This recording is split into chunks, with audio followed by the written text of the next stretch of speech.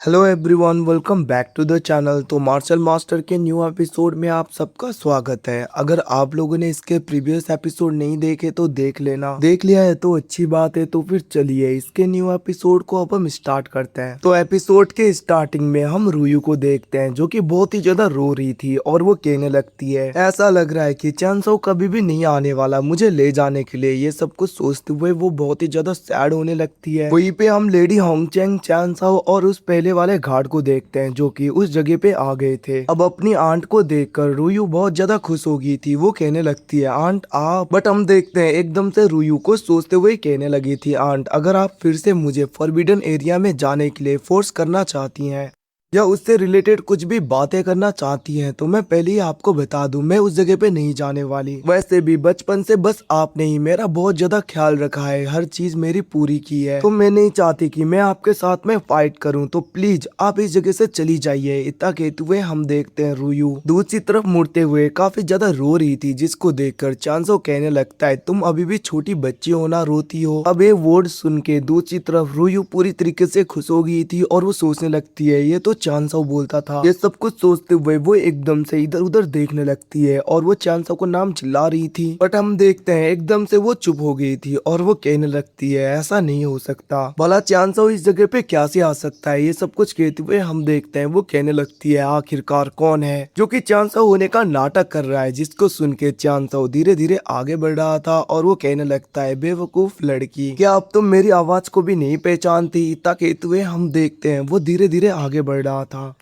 जिसको देखकर दूसरी तरफ रुयू चांसाओ के पास में आते हुए कहने लगती है क्या तुम सच में चांसाओ हो। इतना कहते हुए वो रो रही थी। हम देखते हैं चांसाओ उसके आंसू पोंछने वाला था, बट रुयू फिर से पीछे की तरफ हो जाती है और वो कहने लगती है भला ऐसा कैसे हो सकता है, तुम चांसाओ कैसे हो सकते हो। ये सब कुछ कहते हुए हम देखते हैं वहाँ पे रुयू बहुत ज्यादा कंफ्यूज हो रही थी, जिसको देखकर चांसाओ कहने लगा था तुम्हें ज्यादा कंफ्यूज होने की जरूरत नहीं, मैं ही चांसाओ हूँ। इतना कहते हुए हम देखते हैं वो धीरे धीरे अपने फॉर्म में आने लगता है अपने रियल बॉडी में, जिसको देखकर रुयू पूरी तरीके से शॉक हो रही थी। और हम देखते हैं चांसाओ अपने रियल फॉर्म में आ जाता है। अब वहाँ पे चांसाओ को देखकर रुयू बहुत ही ज्यादा इमोशनल हो जाती है। चांसाओ तो कहने लगा था अब तुम कहो ना मैं चांसाओ नहीं हूँ। अब ये सुन के हम देखते वहाँ पे रुयू पीछे की तरफ मुड़ते हुए बहुत ही ज्यादा रोने लगी थी और वो कहने लगती है क्या ये तुम हो। वहीं पे चांसाओ कह रहा था मुझे माफ कर देना, मैं थोड़ा सा लेट हो गया रुयू। इसको सुन के हम देखते हैं रुयू बहुत ज्यादा इमोशनल होते हुए एकदम से चांसाओ की तरफ धीरे धीरे दौड़ने लगती है। मतलब कि ये सीन ही बहुत ज्यादा स्लो मोशन में दिखाया गया था। वहीं पे चांसाओ भी अपने गले में रुयू को ले लेता है और हम देखते हैं रुयू कहने लगती है तुम जिंदा हो अभी भी। वैसे गाइज पता नहीं ये लोंडा हर लड़की के साथ में ऐसे क्यों चिपकता है। बेचारी क्विंसू को तो कुछ पता भी नहीं कि उसके पीठ पीछे ये लोंडा दूसरी लड़कियों को भी हक करता जा रहा है। वहीं पे दूसरी तरफ हम रुयू को देखते हैं जो कहने लगती है आखिरकार तुम इस जगह पे कैसे आए।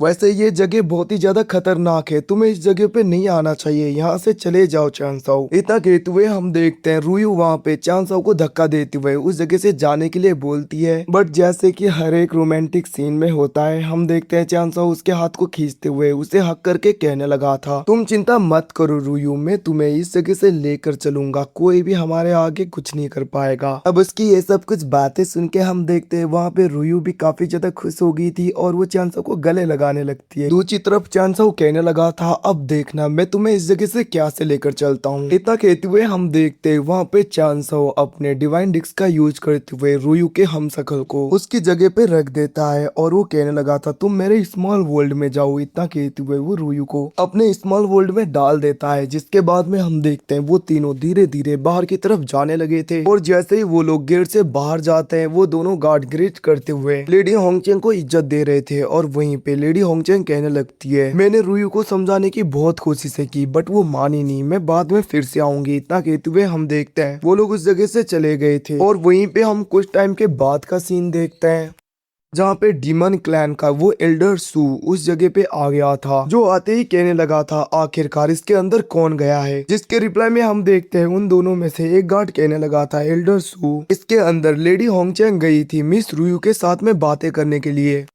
जो कि ग्रेट एल्डर के ऑर्डर के हिसाब से था। और उनके साथ में उनके दो गार्ड भी गए थे, जिसको सुन के हम देखते वहां पे वो डीमन पूरी तरीके से शॉक हो गया था और वो कहने लगता है क्या उनके साथ में दो गार्ड भी गए, आखिरकार ऐसा कैसे हो सकता है, जल्दी से इस एंसिस्ट्रल ग्राउंड को ओपन करो, मुझे अंदर जाना है। जिसको सुन के हम देखते हैं वो दोनों गार्ड उस फॉर्मेशन को पूरी तरीके से ओपन कर देते हैं। जिसके बाद में हम देखते हैं डीमन क्लैन का वो डीमन सूट डायरेक्टली अंदर की तरफ चला गया था, बट उसके आंखों के आगे रुयु थी, जिसको देखकर वो कुछ सोचने लगा था और वो कहने लगता है आखिरकार ये रुयु कैसे हो सकती है, कुछ ना कुछ तो इस जगह पे गड़बड़ है। इतना कहते हुए हम देखते हैं वो अपने अटैक को डायरेक्टली रुयु के ऊपर कर देता है, जिसकी वजह से वो रुयु पूरी तरीके से उसी डीमन में कन्वर्ट हो गया था, जिसको कि पिछली बार चांसाओ ने पूरी तरीके से खत्म किया था। अब ये सब कुछ देखकर वहाँ पे वो डीमन पूरी तरीके से शॉक हो जाता है। वो कहने लगता है आखिरकार रुयु इस जगह से कैसे भाग गई, और हम देखते हैं वो कुछ भी नहीं बोलता और डायरेक्टली उस जगह से स्पीड में चला जाता है। वहीं पे दूसरी तरफ हम बाहर की तरफ दो गार्ड्स को देखते हैं